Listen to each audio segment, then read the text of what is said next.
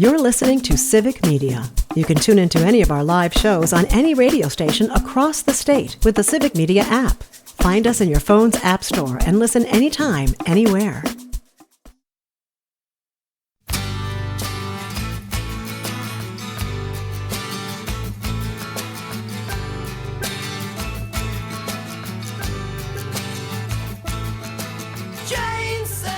Good morning and welcome to Matenaer on Air. Jane Matenaer, Greg Bach, Calvin Butenoff, coming to you live from our home at Radio Park in Racine, where you can always join us. Call or text. The number is the same, 855-752-4842. Leave a comment if you're watching in the live stream on Facebook, YouTube, and what used to be Twitter. Micah Daia is the head of civilian investigations and support and a founding member of Zero Shadow, a leading crypto and Web3 incident response firm. Micah, good morning. Thanks so much for joining us. Good morning, and thank you for having me. Absolutely. Well, let's start first of all with what it is that Zero Shadow does. From my understanding, you help crypto companies stay legitimate. Is that accurate? In a way, yes. So we do a little bit of everything. So one of the things is, we help those that are already in the crypto space stay safe. So, okay, hey, doing audits, things like that, reviewing what are safe procedures, what's not safe. But primarily what we're known for is our incident response. And so that's when the bad stuff has happened, that they've been hacked, exploited. Maybe there was something of an insider theft, North Korea, unfortunately, these malicious interviews, something more on the malicious side where they need on the go now 24/7 monitoring, where we're pretty much tracing, investigating, working with law enforcement, and kind of in a way like a crypto superhero where our goal is to freeze. So, are you looking out for like crypto scams though? Is that what you guys are involved in? Because huge. This is a big thing, and I know I found a couple articles too. A lot of seniors and a lot of young people are pulled into these crypto scams. Oh my goodness, I don't even know where to start, but that is one of our main things is where we try to, inform ourselves, hey, what is happening right now? Like, what are the big trends targeting people? And then it's not even just like targeting like the crypto exchanges, like the big crypto people who have millions and billions of dollars, but it's also like the individuals, because that's usually where it starts. And so, I'm pretty sure you're well aware of like back then in the day, you'd receive a suspicious phone call. Somebody would walk you through, tell you to go to Home Depot, purchase like some sort of gift card, Yes. so on.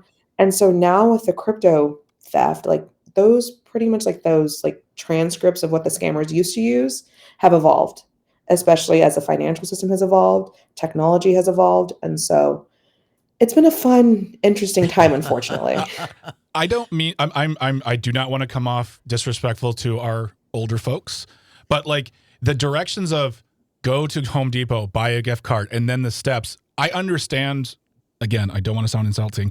I understand how they get that process, but as far as crypto goes, how do seniors get pulled in when sometimes technology can be a problem where they don't even understand certain simple things that are everyday processes? How do they get involved in crypto then? How is it? How are you walking them through that process? Oh my goodness. One, I'm glad you mentioned that, Greg, because like when I'm, chatting with victims, or I like to call them users, individuals afterwards, it's so difficult just to get them on a Google Meets call. And so I'm like, yes, it took me over half an hour to get you on a phone call just so I can see your face, so you can see I'm a human. Yeah. How did you walk through this? Yeah. Right. Because like if you've seen crypto, it's a little complex. It's complicated. It is. It's very complicated, but these scammers are so patient. Yeah. I cannot even explain the patience they have. In a way, I'm like, they have a patience of a god, but that's their job. Like they're pretty much in the business to scam. And so I've seen a few different trends of what they'll do to take advantage of the elderly. So one, like I'm sure you've all seen it. You get that suspicious text message. Hey, Mario, it's me. Do you remember me? Do you want to grab lunch? Hey, we met on that dating website. Hey, I'm going to be in town. Like those weird messages that somebody might be like, oh, okay. Like, let Maybe me I forgot. respond. Yeah. I just got a new phone. So on, oh, maybe this will be like that story of that one grandma who opened her home to somebody that was confused on Thanksgiving. Yeah. And so they'll start that little messaging banter like, oh, sorry, apologies. Or maybe, they start somehow like they answer a phone call where the scammer is impersonating, somebody like such as law enforcement, financial institution. And what they'll do from there is, they'll gauge, okay, hey, this person is not literate when it comes to cryptocurrency. They don't really know anything. So they might start with a few different angles. One, they'll say, hey, your 401k, your financial blah, blah, blah portfolio has been compromised. We need to get you to a safe space. Mm-hmm. Or they can start with the narrative, hey, it starts on like some dating application where they're lonely, whatnot. And the scammer says, hey, I, I'm involved with my uncle's investment opportunity. Like we have like these really great promotions coming up soon. Are you interested? So they start with some sort of like hook to bring them in. Mm-hmm. And then depending on the patients, they either one might hop on like a WhatsApp call, or they might share a video link. They might share a link that gives them access to their device where they're able to screen share. And so that usually tends to be one of the main two things is they try to find a way that person, the individual, can give access so then the scammer can walk them through. Or they might email them a link because they'll be like, oh, here's my email. And then they have them click on the link, which downloads the software, the remote access software, where they might, again, a lot of us use like password reuse. So like your password to your email might be the same password for your bank account. And then they walk the user through, hey, we need to make this safe. Like, so let's go do this. We're going to go open this account, and they walk them step by step where the, remote control might be showing the arrows. Oh, you see this little thing in this upper left corner? We're going to click those dots. Oh, you see bank accounts. Oh my Okay, hey, gosh. we're going to go on this drop down and Oh. you're going to connect your bank account. You're going to get some emails right now. Don't worry. Again, this is all part of the process. You're just going to say yes, yes, yes, yes, yes. And so I've had some elderly users where in the past weeks or whatnot, they didn't really know anything about crypto. Mm-hmm. Maybe there was a language barrier. English isn't their native language, so they're concerned when it comes to immigration status, whatever the thing be. So that the moment, your traditional financial institution calls you, they lie because the scammers are telling them to lie. Yeah. And so we have on one end where the traditional financial system has like these enhanced due diligence measures to protect them. Mm-hmm. But then depending on the user, they're so engaged into it, especially if it's a romance scam, unfortunately, they're willing to lie. Boy, And so, yeah. you just make my stomach hurts now. I can just seriously though, I can imagine if I didn't have this job Mm-hmm. and read as much as I do and talk to people like you, Micah, I can see getting a phone call, someone saying your 401k has been compromised. We need to do something right now or they're going to drain your savings. Mm-hmm. And that panic that Oh, you yeah. feel, right? And getting a call like that and then trusting them.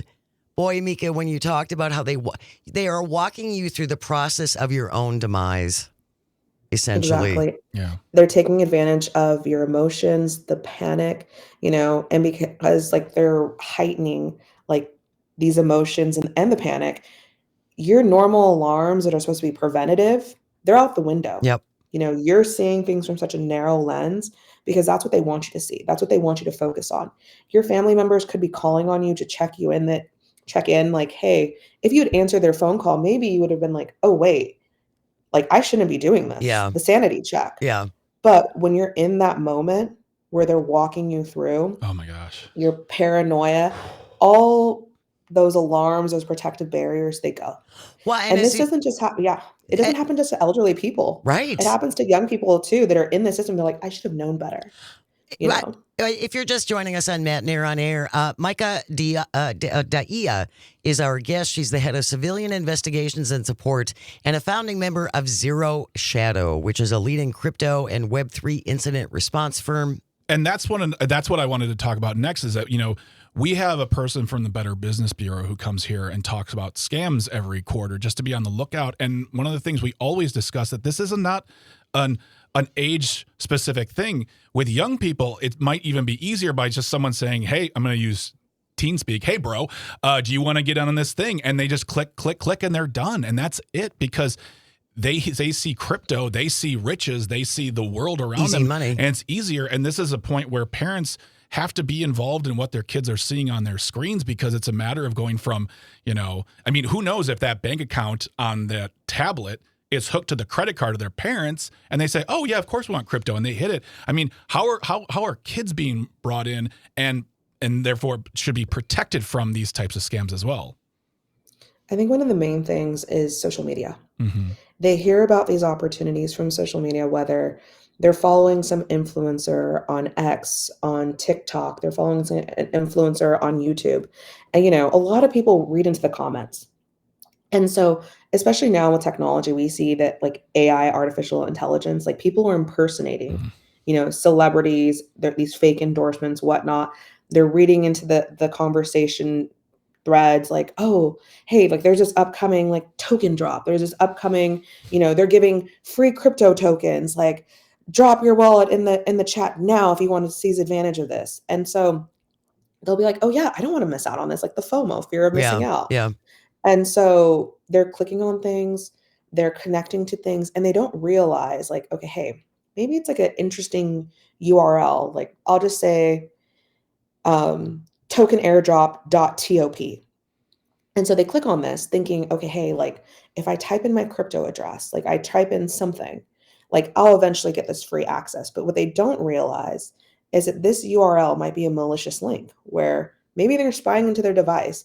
Maybe they're what we call like a drainer, where they just drain everything. And they're like, why isn't it loading? Like, why am I not getting my free tokens? And it's because they're using that excitement of, the crypto space. I'm going to get rich quick. And they're not thinking these things clearly. Like, as you mentioned, Greg, like they also don't think about like, what are the repercussions of this? Like, let's just say I click on this link. What else is connected to the device I'm using to click on this link? Which is something we see about like the elderly folks. Like, oh, my bank account, my credit card, $20,000 worth, easily gone. Oh my God. Micah, do you guys do any tracking of cryptos that have essentially exploded? I mean, the value was super, super high, and then all of a sudden it was gone. I know there have been a lot of users who have invested in certain cryptos and then have lost everything. Yeah. So one of the things with cryptocurrency is that it's volatile. And it's kind of like the stock market, like it goes up, it goes down, it's influenced by other factors. But another thing is what we call like these rug pulls, where there are these fake token projects that people want to get in on, but then the owners or the designers behind this project, it all had malicious intent to take people's money and run. And so we focus more so on the latter of like what is illicit, like what is maybe something that we can connect to a previous scam, previous rug pull exit. And so that's one of the things we try to look for is like, how do we get on top of it, of connecting the dots? We're going to continue our conversation with Micah Daia, is the head of civilian investigations and support at Zero Shadow. We're talking crypto and how to stay safe if you are in that sphere. Stay close. You are listening to Matenaer on Air. This is the Civic Media Radio Network, and we'll be right back.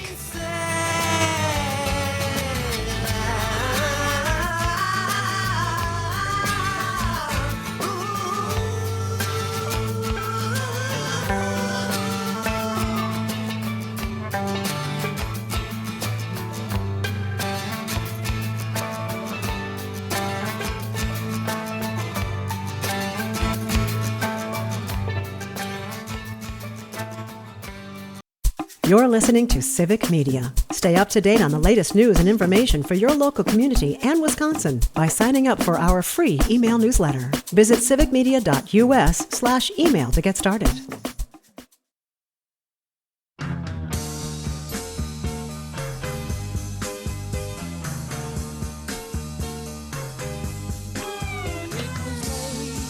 Good morning and welcome back to Matenaer on Air. Jane Matenaer, Greg Bach.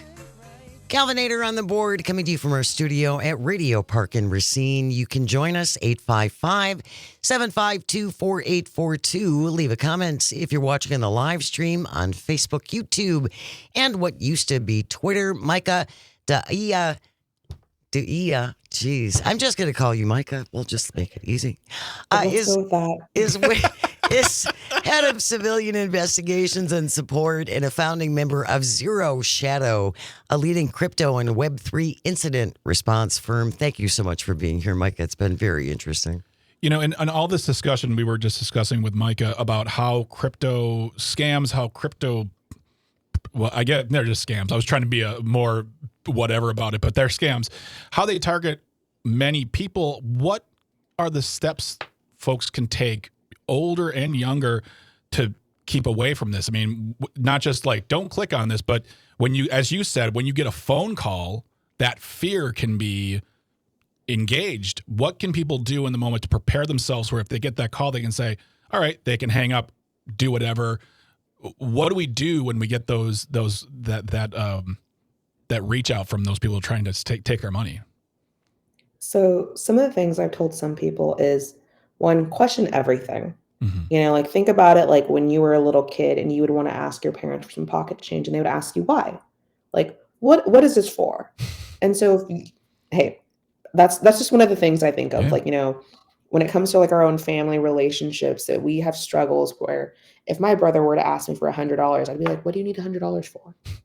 But then oftentimes when it comes to the individuals with the scammers, they don't even blink an eye. Yeah, we just accept it, right? Right. You give them $10,000, $100,000. And so I say with step one, a lot of these often call, especially when it comes to the elderly folks, is you get a weird number. It might be sometimes that they do the same area code that where you live, or maybe it's one of those numbers that starts with an 8. And so you're like, okay, maybe this is like associated with a bank, like 888, 818, 808. My thing is, if you don't know that phone number, it is not saved in your phone, reject it.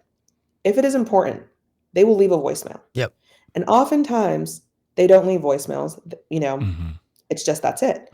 And then if you're curious, maybe like, let's say the next day, you can try and call that phone number and you're going to, most likely what's going to happen is it's disconnected. After one day. Within one day. And that is because either one, those phone numbers they're using are one-time use where they do, they're not even in the US. Oftentimes they're in India, somewhere in Asia, or maybe they're just like some really poop head of like high schoolers, young adults in the US that just, they have nothing better to do. So they're like, hey, let's see who we can scam. Sure. Like take advantage of these people. And so again, don't answer a phone call that you do not know. PJ in the live stream says the same thing. Don't answer phone numbers that you don't recognize. The same goes for emails. Exactly. Yeah. And then let's say they do leave a voicemail. Well, I guess the next thing would be is try and see if you can Google or research that phone number, right? If they say, hey, we're with your bank, hey, we're with this X financial institution, your portfolio, whatnot. I would look at the back of your debit card, the back of your credit card, or maybe go in person to that institution and confirm, right? Because a lot of people are impersonating. They're saying, hey, I'm with so-and-so. Hey, I'm with law enforcement. But, if you have those resources, go in person, confirm yourself. And they'll be like, hey, no, can you show us that email? Like, can you walk us through? Like, let's look at that phone number. Because oftentimes, if it is connected to an institution and say you didn't answer, in their system, they're going to have some sort of, recording of it if it was them. They'll have a ticket number, they'll have an open case, so on. And so that's the other thing I would recommend is look into it, especially with emails, like those emails you don't recognize or those emails that look legitimate. Another thing might be is like clicking the email header is often what happens. I'm sure many of you are familiar with is they'll pretend to be like, hey, I'm with Chase Bank or something. But the moment you click that email, you'll see that the actual real identity behind it is, I don't know, rocket launch at gmail.com. It has nothing to do with Chase Bank. And so I think that's the only thing is just try to be a little more meticulous, a little more, eye-opening. And then the most important thing that I've told a lot of people, when you wake up, try not to touch your phone for the first hour because a lot of times I am guilty of this too. try not to touch your phone for the first hour, because a lot of times we don't, we're We're if not we're driving, awake. we're not aware.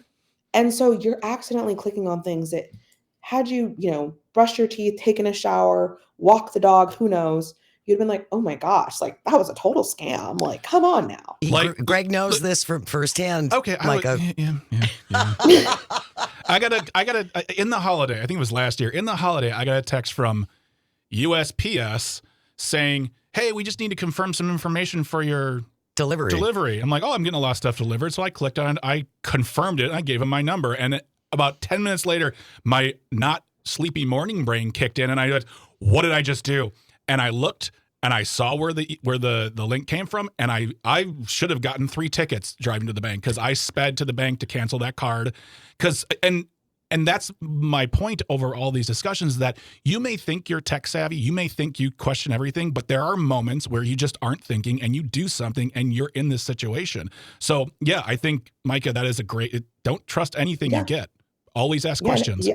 Yeah, and it's like, especially, it's like, just take time to pause before you do something. So whether you're waking up, you're running around doing groceries, or you're at a party. I've had users where they were in control of, actually, this was a user, $20 million. They were at a party in Florida, accepted an airdrop link, and then boom, So it's like, if you can, just take the time to pause, and you can always come back to it later. Wow. Micah Daia is with Zero Shadow, a leading crypto and Web3 incident response firm. It's been so interesting, Micah. Thank you so very much for your time. Of course. Thank you. Have a great day. News is coming up next, and then a little audio sorbet on the other side. Stay close. You're listening to Matenaer on Air. This is the Civic Media Radio Network.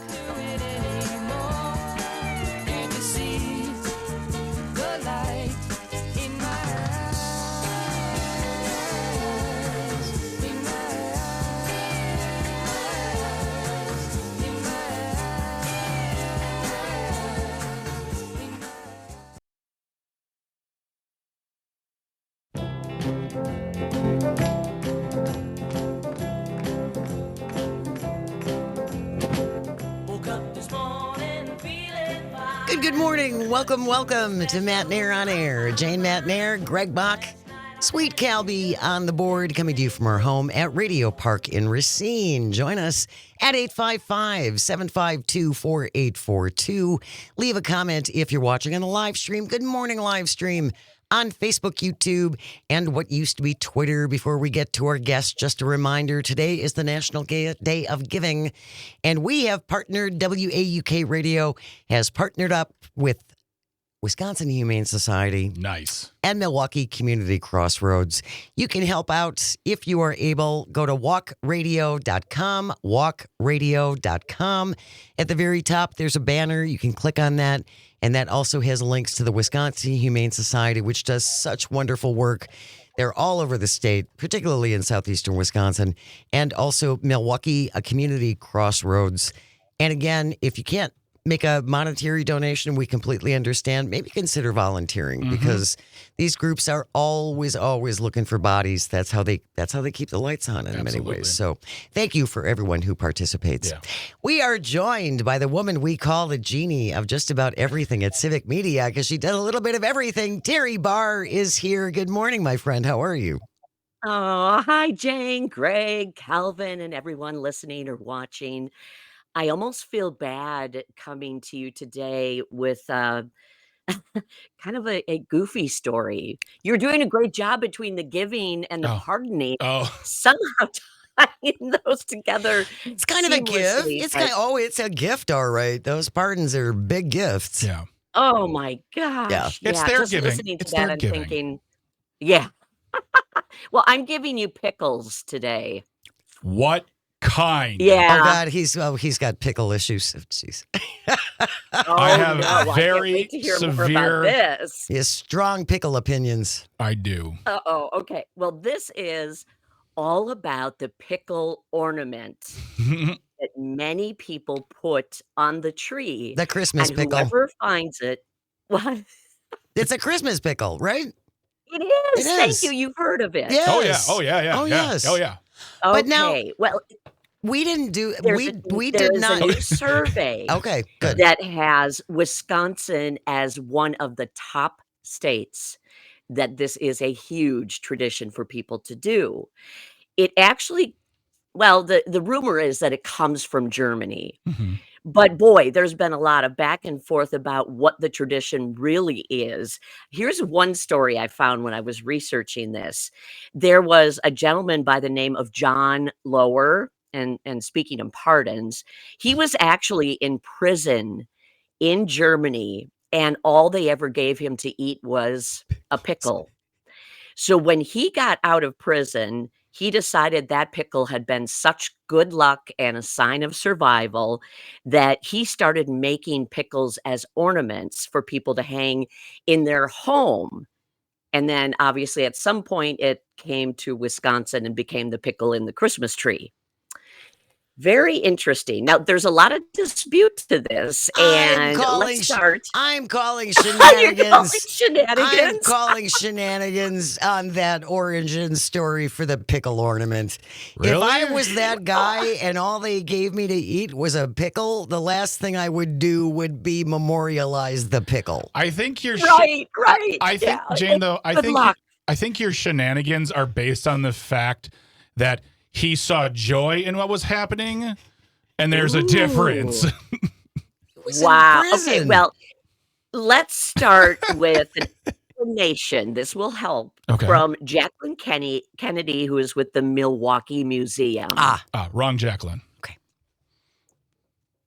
Contrary to popular belief, there really isn't one clear account or tradition of the pickle ornament. Glass makers who often made ornaments in the region of Thuringia in Germany started making them after 1880 to satisfy an American market for these pickle decorations. Historians often understand food ornaments as a tradition that was created by second or third generation European immigrants right here, and they were also something that was put forth to the public by Woolworths. Woolworths is a name that many people are probably still familiar with. It was a well-known store at the time. It was the initiator and purveyor of a lot of popular Christmas traditions that are still in place today. So when people visit the Milwaukee Public Museum, if they're particularly sharp-eyed, they might notice that we actually do not have a pickle ornament in our German house in the European village, because we feel that the research doesn't indicate that this was a deeper, older, pan-Germanism tradition. It's Woolworth. It was Woolworth pushing pickle ornaments is what it was. How about that? And you can tell she's asked this so often. She has the spiel like, boom, this is what it is. Sure, right. Yeah. And now, obviously, we can find the pickle ornament right amongst all the other Christmas ornaments. So if you happen to be looking at the stars or the snowflakes, grab yourself a pickle, because in Wisconsin, it is a slice of Wisconsin tradition. Is that something you did as kids? No, the only reason why I know about the Christmas pickle is because I used to work at a collectible shop, and something we sold That's right. was the Christmas. We broke a lot of Christmas pickles because they were made of the flimsiest material, and if you looked at it wrong, you would crack. I want to go back to something you said earlier, Darren, about in a survey done, Wisconsin is found to be one of the top recognizers of the Christmas pickle. I'm just very baffled that there was a survey done on this topic. Yeah. That someone needed to say, I need to find out. I need numbers. I need to know who. I want to know who's the least. Was the pickle ornament lobby? Yeah. Well, Obviously, apparently Exactly. Woolworth. It's Woolworth. Well, it's Yes. And at this time of year, it seems like there's a survey about almost anything related to anything to do with the holiday. Oh, yeah. Yeah. For sure. So it was kind of funny when I stumbled upon this, and then, Wisconsin jumps out. And since I'm always looking for an interesting, traditional, fun, whatever Right. kind of piece for the slice of Wisconsin, I just thought I'm going to dive into this pickle idea. Terry, is that something that you guys did when you were a kid? Did you have No. an ornament pickle? Calvin, Not at all. Calvin, did you have an ornament pickle when you were growing up at Eagle? I think we do have a pickle ornament, but I don't think it's because of any tradition. It's just because my sister liked pickles and my mom got her an ornament. Fair enough. I'm just curious because I'm half German. My father came from a very German family. We did not have a Christmas pickle. So I'm just we're going to do our own informal survey. No. Let's do You're it. Let's do going to it. do your own informal survey. Fine. 855-752-4842. 855-75 Growing up, not now, growing up, did you have a Christmas pickle ornament? I love to write this one down here. Yeah. Well, and it could be that it's a new tradition for some families and they start it with the kids because even though it's supposed to be a sign of good luck, whoever finds it in the Christmas tree on Christmas morning, there's also some other things. Oh, you get another gift. Or you get to open the first gift. Those are some of the other things that go along with finding the pickle in the tree. Yeah. See, to me, again, this feels very much like a marketing ploy by the pickle ornament people. Yes. So you're positing that there's big pickle ornament. There's big pickle, yes. Big pickle is involved. Don't ask her thoughts on Valentine's Day. You will never hear the end of it. Oh, my God. There's a big pickle lobby we didn't even know about. Right. Well, I hope you get some answers from people.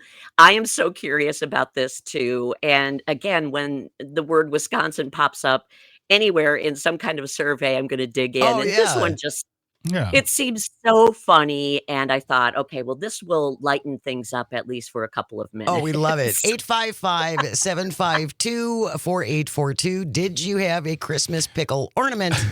When you were growing up, Tony on the live stream, big pickle, get out of my fridge. I hear you.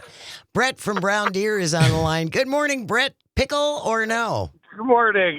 No pickle. And I lived in Germany for 3 years. I never saw a pickle ornament there. Yep. See, we're being duped by big pickle. The big pickle Our conspiracy theories are so low rent. I mean, honestly, like we don't even tackle the Kennedy assassination or flat Earth. We're like big pickle, not in my house. See, but the weird, I love it. You would think that a weird conspiracy like this would take off. Yeah, right? Yeah, Jane. Compared to other conspiracies out there, come on. Yeah, Jane, you'd think. I honestly I didn't know about it until I was in my late teens, early 20s because I worked at that store, and I've never known anyone to have it afterwards. And I am quite German as well. I'm German and Polish, and I had heard that it was a Polish tradition once, but who knows? I mean, that's the thing is. If it is a made up thing, then if it makes people feel good, that's fine. But I just like the idea that someone at the museum has to be on the ready to answer why there's no pickle. Because if you go to the streets of old Milwaukee, old Wisconsin, it's wonderful. The barbershop scene, no scissors, no shears, because they didn't have them. They had razors. No, they had scissors back in the 19th century or 1900s or in 1800s. Why do they not have scissors? No idea. That's why aren't we asking the big questions, Jane? That's a conspiracy. We don't have time. We'll ask about the scissors. We don't have time for this scissor lobby question right now. We're focused on pickles. Watch out, you guys. Troy from Mount Horeb is on the line, checking in. Good morning, Troy. What about the pickle? We didn't have a pickle. No pickle. See? Actually, I don't have a pickle now either. Oh, boy.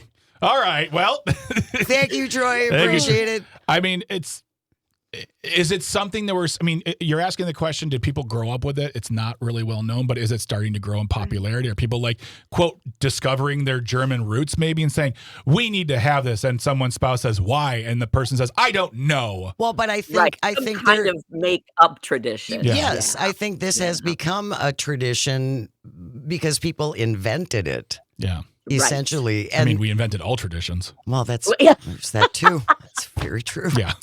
Look at the let wisdom me ask you dropping about the tradition of the two of you and Calvin. Jane, what are we going to do without you? Shut it down. You're going to soldier on and be just fine. Everybody's going to do great. Everybody is going to do great. Greg and Calvin and Terry. And I just, again, I couldn't be prouder. And I couldn't be happier to wrap up my career than here at Civic Media with all of you. Yeah. It has been the most rewarding period of my entire career. It really has. And I That's thank you, and wonderful. I thank you all for that. Yeah. And I thank everyone who's been listening for all of that too. And It's been a huge gift. frankly, when I know we talk about when you're gone, but we will absolutely, we'll never forget you, Joan. We'll always have you deep in our hearts. And I must say, like, it's Greg, really, it's what? You were awful. I had to do that because she was starting to cry and she doesn't like sharing her feelings on the air. So I did it. Ha ha! Yeah. See, that's what Terry, that is, my mother would have said something like that. Yeah. She would have said, isn't that great, Jane? Now don't let it go to your head. I didn't say and that. She would have called me Joan. So that's perfect. It was It is. perfect. My goodness. Terry Barr is Civic Media's genie of just about everything. She is fantastic. Thank you so much, Terry.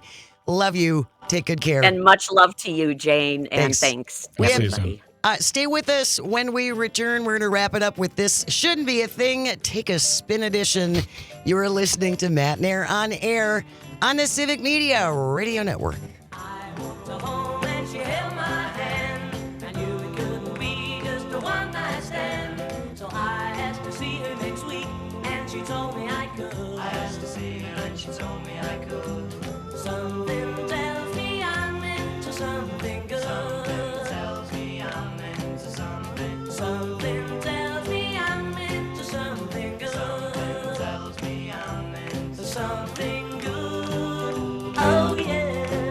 You're listening to Civic Media. Find the latest news, information, and archives of all your favorite shows on the Civic Media website, civicmedia.us.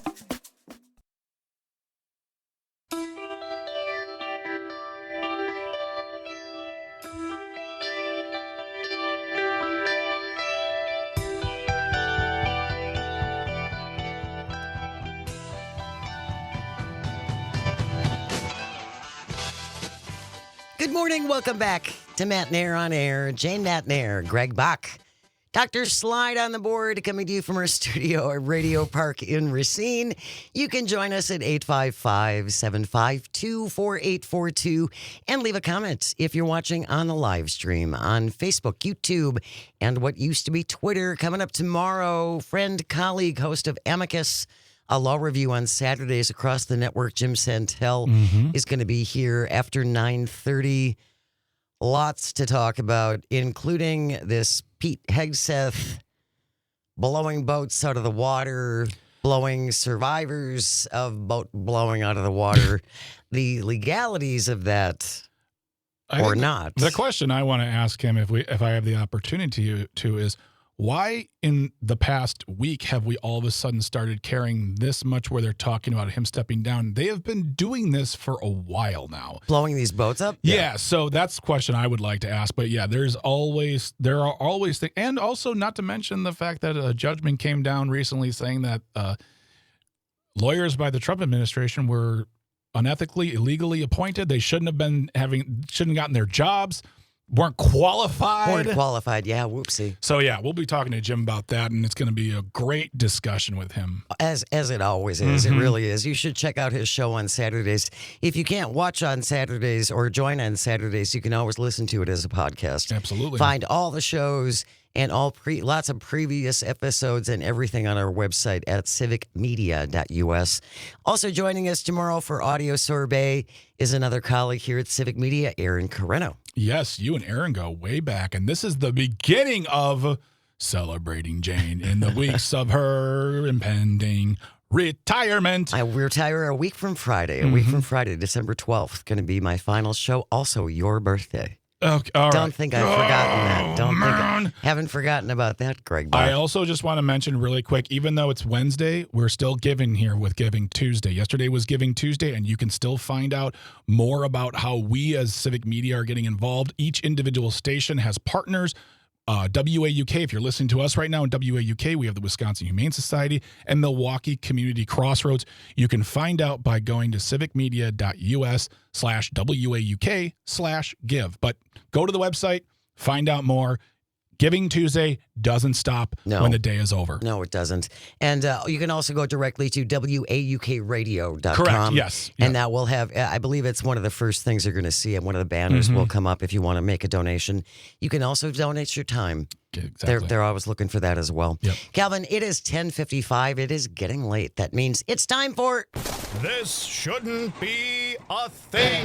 If you ever have a thing you think should not be, send it in to Greg and me at Jane Says at civicmedia.us. JANESAYS, Jane Says at civicmedia.us. This from ABC News. Mason Leith has the byline, the headline. Wait, ABC News? ABC Oh, News. boy. Drunk raccoon found passed out in liquor store bathroom. The raccoon was released back into the wild after sobering up. We got ourselves a raccoon drunk tank back there. Put him in there and let him learn his life. He's gonna hurt. Sleep it off. He's gonna hurt tomorrow. So just make sure you talk quietly in front of the raccoon. Do you give a raccoon a hair of the dog? You give a raccoon a hair of the squirrel. That's what you I don't know what that means, but it's just what you do. It's what you do. One Virginia liquor store had an unusual patron over the weekend.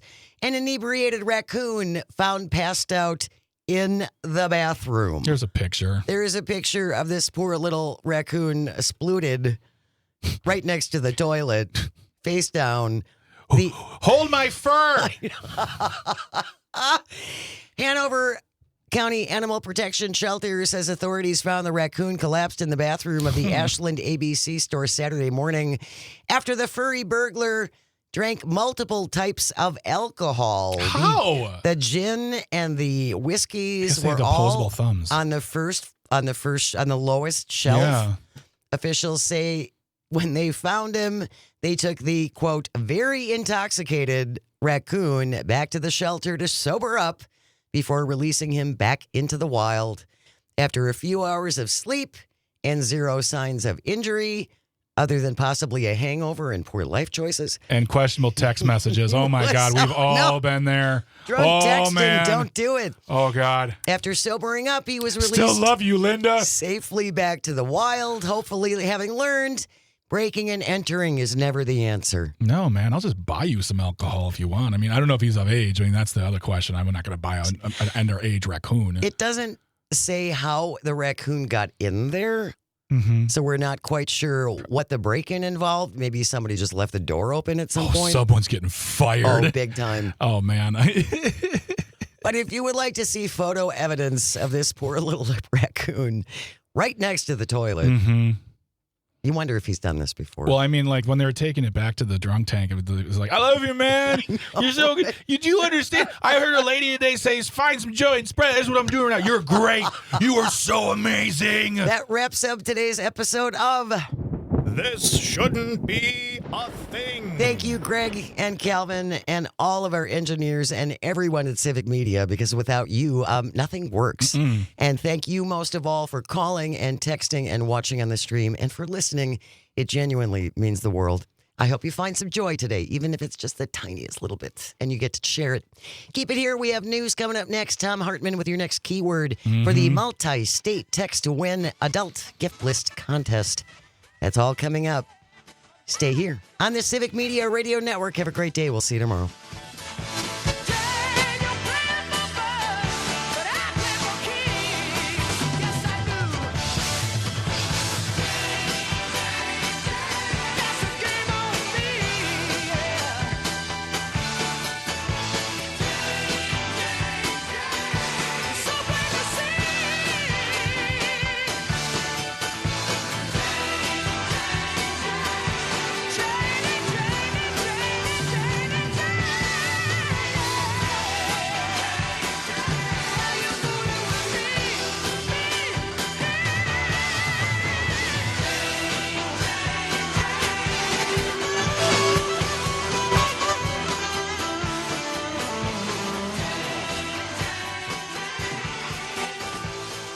The national news cycle never stops, but it can be hard to find news about your local community. Civic Media is dedicated to providing quality local and state news coverage across Wisconsin. With the Civic Media app, you can get notifications about local stories that matter to you and your community. Find the free Civic Media app in your phone's app store and choose notifications from the menu to tell us what kind of news you want to hear about.